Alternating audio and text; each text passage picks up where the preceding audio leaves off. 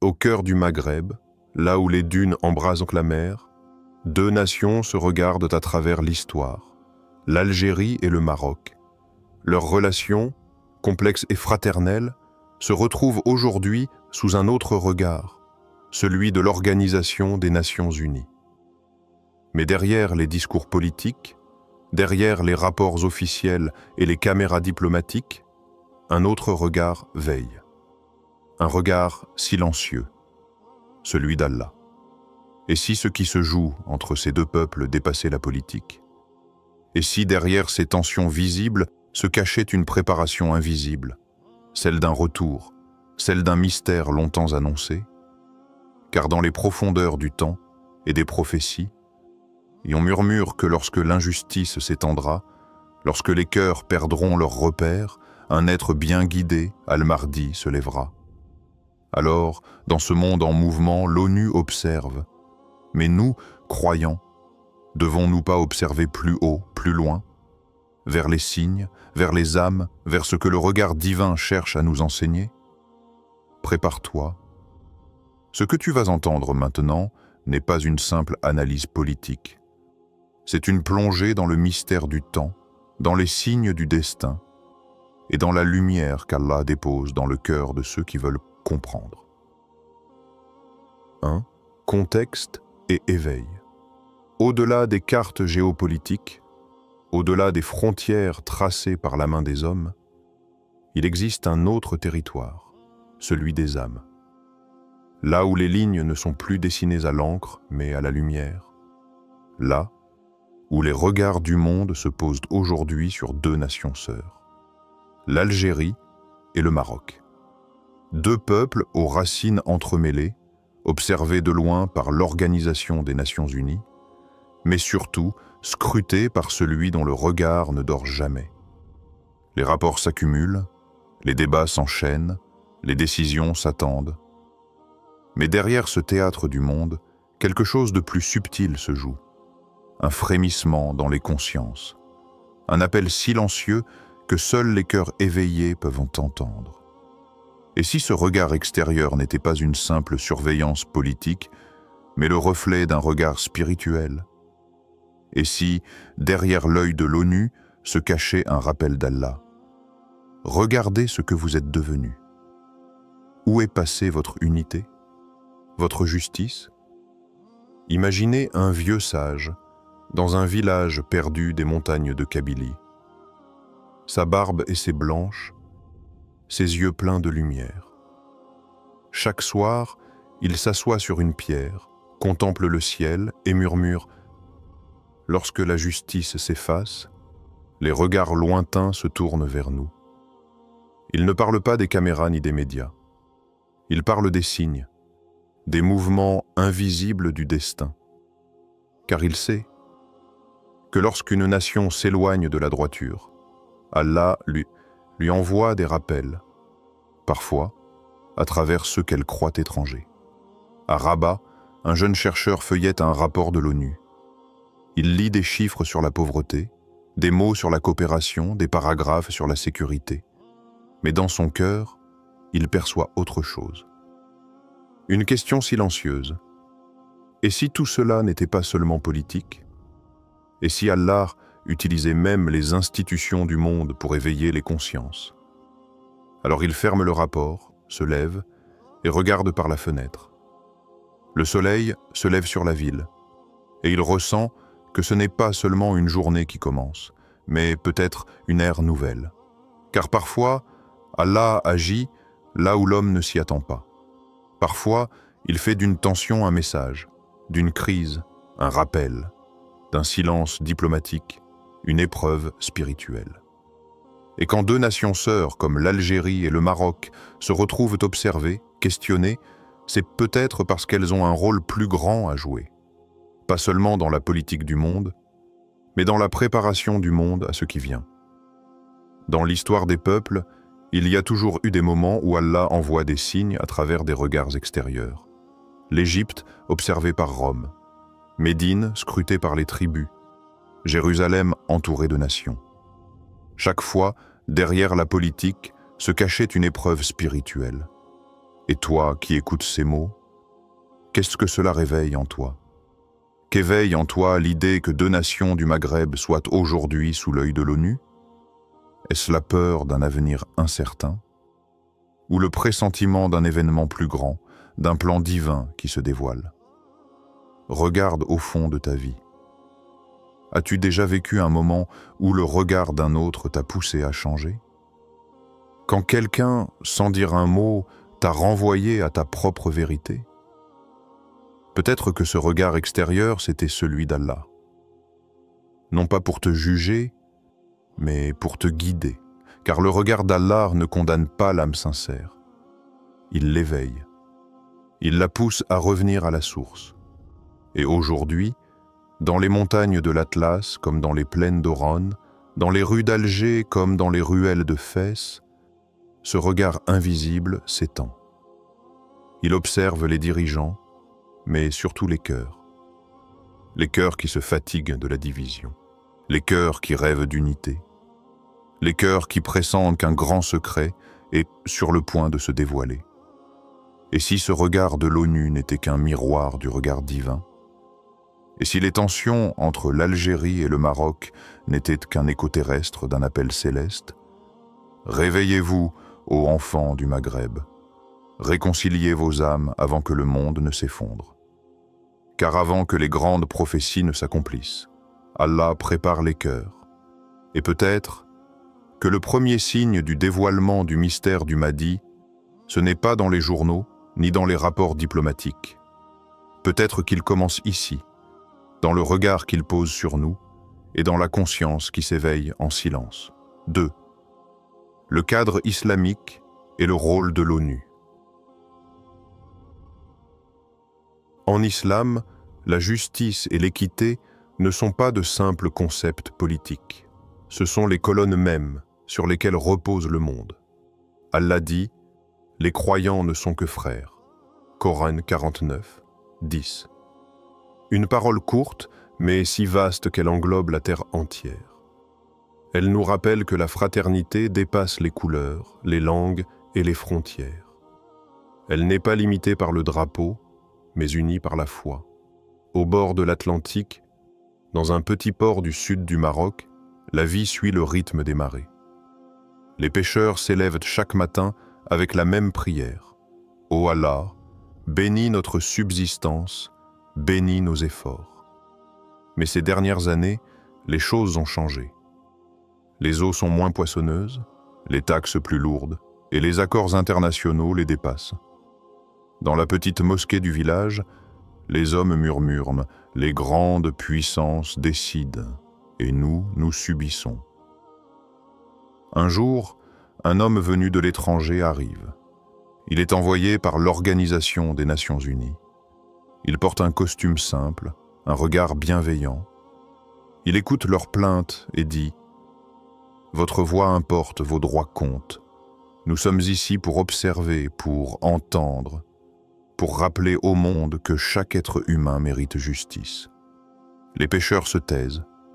Ils ne comprennent pas tout ce qu'il dit, mais ces mots éveillent quelque chose.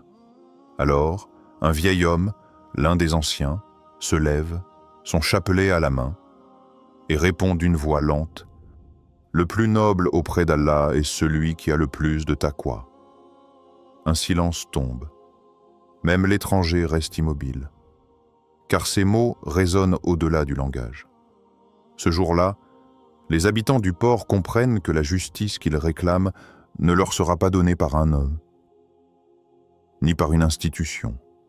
Elle commence en eux, dans la pureté de leurs intentions, dans leur droiture, dans leur sincérité envers Allah.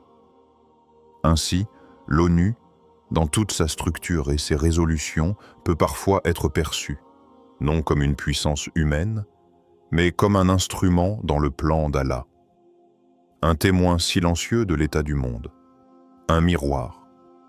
Lorsque les injustices s'accumulent, lorsque les peuples s'opposent, lorsque les frontières deviennent des murs, Allah permet qu'un regard extérieur se pose sur la Oumma, pas pour la juger, mais pour lui rappeler ce qu'elle a oublié, la fraternité. La tradition islamique nous enseigne que lorsque l'injustice dominera la terre et que les musulmans seront divisés, Allah enverra un homme guidé, Al-Mahdi. Il ne viendra pas en conquérant, mais en restaurateur de la justice. Son rôle sera de rappeler au monde que le pouvoir appartient à Allah et que la justice est sa lumière. Dans ce sens, chaque déséquilibre mondial, chaque crise, chaque résolution de l'ONU peut être vue comme un signe. Non pas un signe de fin, mais de préparation. Comme si Allah disait « Regardez, observez, l'ordre que vous avez bâti chancelle, car il n'est plus fondé sur la vérité. » Et dans ce vacillement se cache peut-être le signal du renouveau, le terrain sur lequel le Mahdi se manifestera pour rétablir l'équilibre perdu. Beaucoup voient l'ONU comme une institution humaine. Mais les croyants savent que rien, absolument rien, n'échappe à la volonté d'Allah. Si cette organisation existe, c'est parce qu'il l'a permise. Et s'il l'a permise, c'est qu'elle joue un rôle, même invisible, dans l'histoire spirituelle du monde. Peut-être est-elle là pour mettre en lumière l'impuissance des hommes à rendre la justice sans guidance divine. Peut-être est-elle le miroir d'une humanité qui cherche la paix sans savoir où la trouver. Toi, qui écoutes ces mots, as-tu remarqué que souvent, les grands événements de ce monde ressemblent à des rappels? Quand une guerre éclate, c'est un appel à la paix. Quand une famine s'installe, c'est un appel à la gratitude. Quand une organisation se lève pour défendre les droits, c'est un appel à la justice. Et quand tout semble s'effondrer, c'est un appel à Allah. En quoi l'intervention internationale peut-elle être vue comme un appel divin à la justice plutôt qu'une simple politique?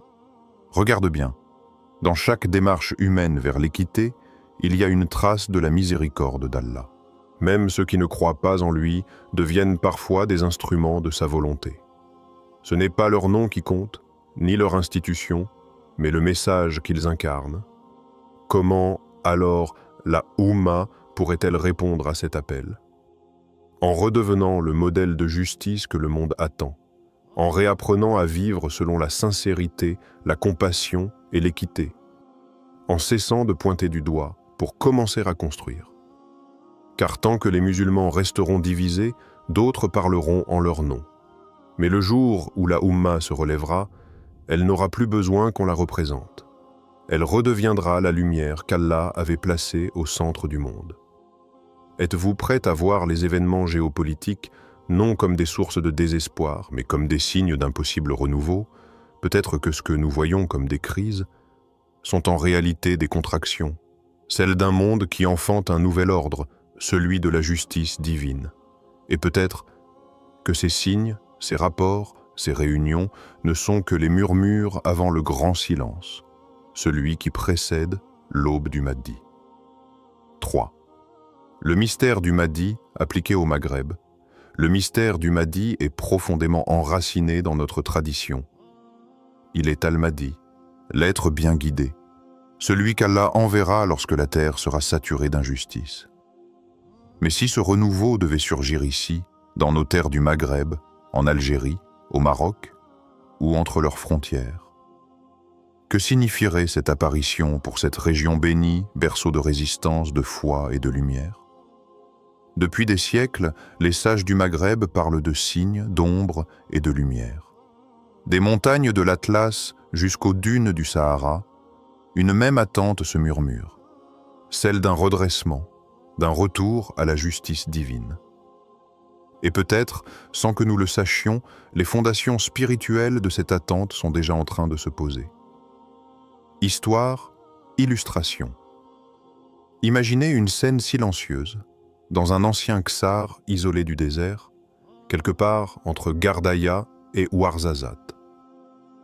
Des hommes et des femmes venus d'Algérie, du Maroc et même de Tunisie se rassemblent. Ils ne sont ni politiciens ni diplomates, mais des croyants sincères, unis par la certitude que les temps changent. L'un d'eux, un vieil imam au visage marqué par les années, récite un hadith.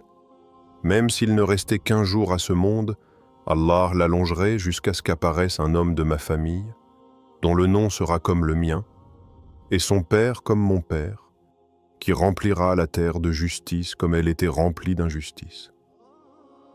Un silence habité s'installe. Chacun ressent que ces mots ne sont pas de simples récits du passé. Ils sont une promesse qui flotte dans l'air chaud du désert comme un souffle de vérité. Un jeune homme, originaire de Rabat, brise alors le silence. Et si ce monde de justice devait renaître ici, dans nos terres? Si l'Algérie et le Maroc étaient appelés à devenir les premiers témoins du renouveau? Les regards se croisent, graves, personne ne répond, mais chacun comprend. Avant que le Mahdi n'apparaisse dans le monde, il doit d'abord apparaître dans les cœurs. Application locale. Le Maghreb est une terre singulière. L'Algérie, par son histoire de résistance, incarne la force et la dignité. Le Maroc, par son héritage spirituel et ses traditions soufis, incarne la sagesse et la lumière intérieure. Deux peuples, deux âmes, parfois divisés par les frontières, mais reliés par la foi, le sang et la langue. Leur rencontre ou leur réconciliation pourrait être un signe, non seulement politique, mais spirituel. Car l'unité du Maghreb n'est pas qu'un rêve géographique, c'est un symbole.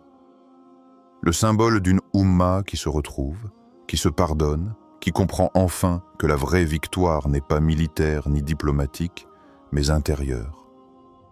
Et lorsque l'ONU regarde cette région, lorsqu'elle intervient, lorsqu'elle parle de paix, de réconciliation, peut-être ignore-t-elle que derrière ce langage officiel se cache une autre dynamique, un mouvement divin, un appel silencieux à la justice, à la fraternité, à la restauration d'un équilibre oublié.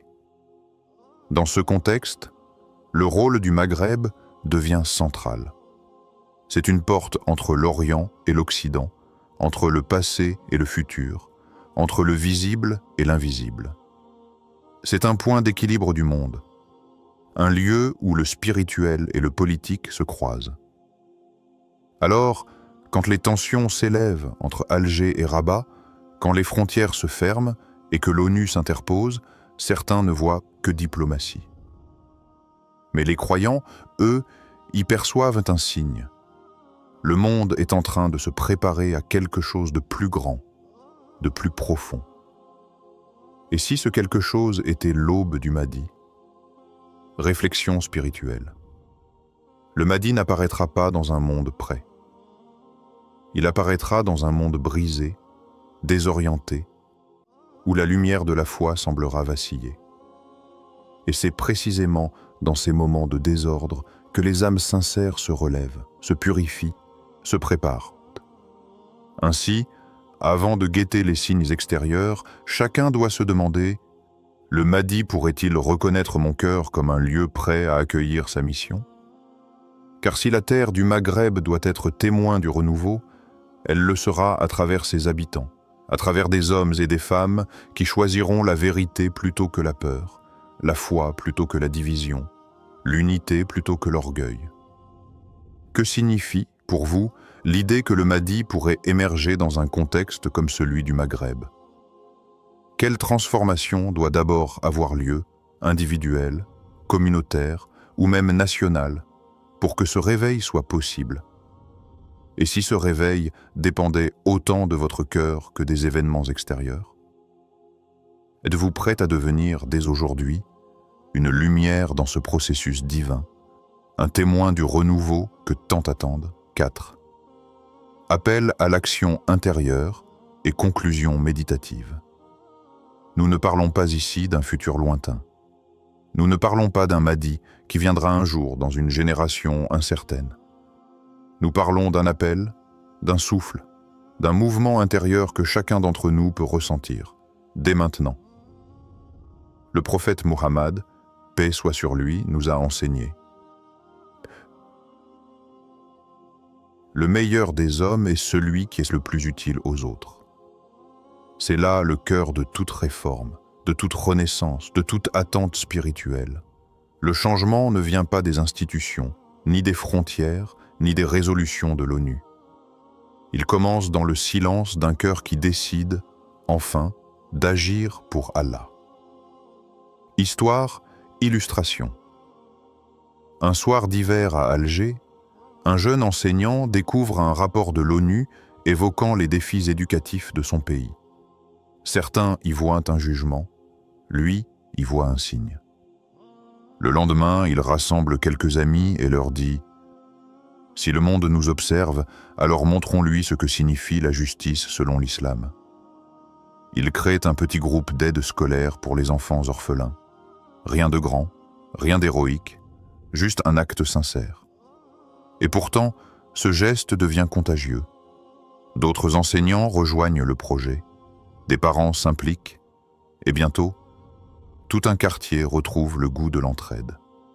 À Rabat, une femme sort d'une conférence sur la responsabilité citoyenne. Elle se dit « Il ne suffit pas de prier pour la réforme, il faut la vivre ». Elle fonde une association pour sensibiliser les jeunes à l'éthique islamique, le respect, la justice, la pureté du cœur.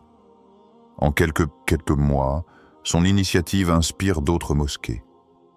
Ces gestes simples, discrets, sont les graines du renouveau. Car le Mahdi, selon les traditions, ne viendra pas pour accomplir seul la justice. Il viendra rallumer les lumières que les croyants auront déjà allumées dans leur cœur. Il viendra unir ceux qui auront préparé le terrain par leurs œuvres, leurs intentions, leur sincérité. Beaucoup attendent un signe dans le ciel, un événement spectaculaire, un bouleversement mondial. Mais les vrais signes sont souvent intérieurs, silencieux, presque invisibles. Le Mahdi ne descend pas dans un désert vide. Il apparaît là où les âmes sont prêtes, là où les cœurs battent au rythme de la justice divine.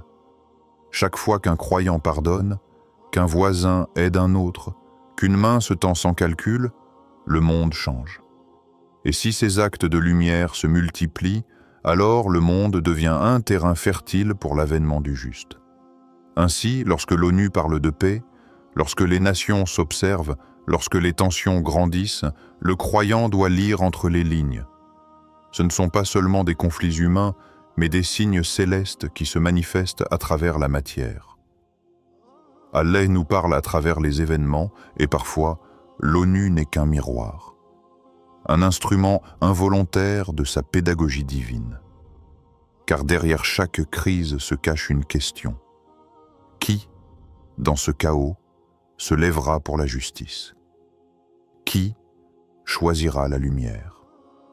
Et c'est là que commence la véritable préparation à la venue du Mahdi. Non pas dans la peur, ni dans la spéculation, mais dans l'action pure, humble, enracinée dans la foi. Appel spirituel. Ô toi qui écoutes ces mots, comprends ceci.